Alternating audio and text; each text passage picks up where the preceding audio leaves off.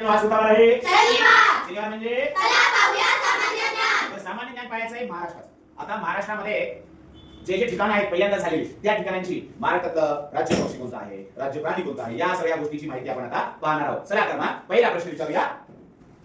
तर आपल्या नांदेडला पण आकाशवाणी केंद्र आहे. आपलं नांदेडचं आकाशवाणी केंद्र वसरलेलं आहे. त्या आकाशवाणी केंद्रावर वेगवेगळे कार्यक्रम असतात. लोक दिवसभर पानपट्टी आहे, हॉटेल आहे, आता मोबाईलच्या युगात सुद्धा रेडिओ मात्र ऐकणारे लोक सोडत नाही. मग त्या संदर्भात तुमचा प्रश्न आहे, महाराष्ट्रातलं पहिलं आकाशवाणी केंद्र कोणतं आहे? मुंबई. मुंबई.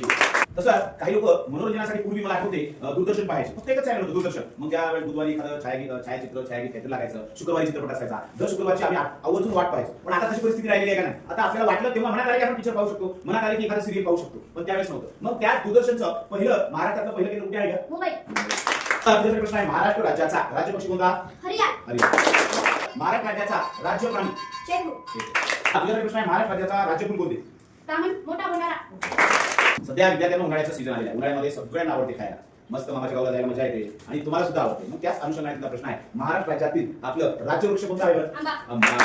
तुझ्यासाठी प्रश्न आहे, आपण बघतो की शेती ही आपली सगळी पाण्यावर अवलंबून असते. मग हे पाणी मिळण्यासाठी वेगवेगळे धरणं आपल्या महाराष्ट्र राज्यामध्ये बांधलेले आहेत. वेगवेगळे धरण आपल्या इथे विष्णुपुरी प्रकल्प आहे, त्याला डॉक्टर शंकरराव चव्हाण जलाशय म्हणून ओळखले जाते. बरं, डॉक्टर शंकरराव चव्हाणांनीच पहिलं धरण बांधलं होतं. महाराष्ट्रामधलं पहिलं मातीचं धरण कुठे आहे बरं? गंगापूर. गंगापूर.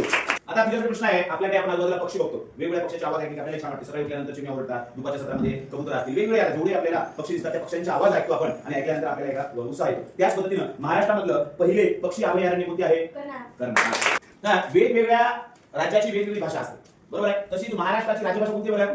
मराठी. तर आपल्या महाराष्ट्र राज्याची राजधानी कोणती बेटा? मुंबई. मुंबई. महाराष्ट्राची उपराजधानी कोणती आहे? नागपूर. एकूण किती जिल्हे आहेत? 36. 36 जिल्हे. चला आज विद्यार्थ्यांना तुम्हाला मजा आली असेल. आज आपण सामान्य ज्ञान पाहिले महाराष्ट्र राज्याचं. ओके.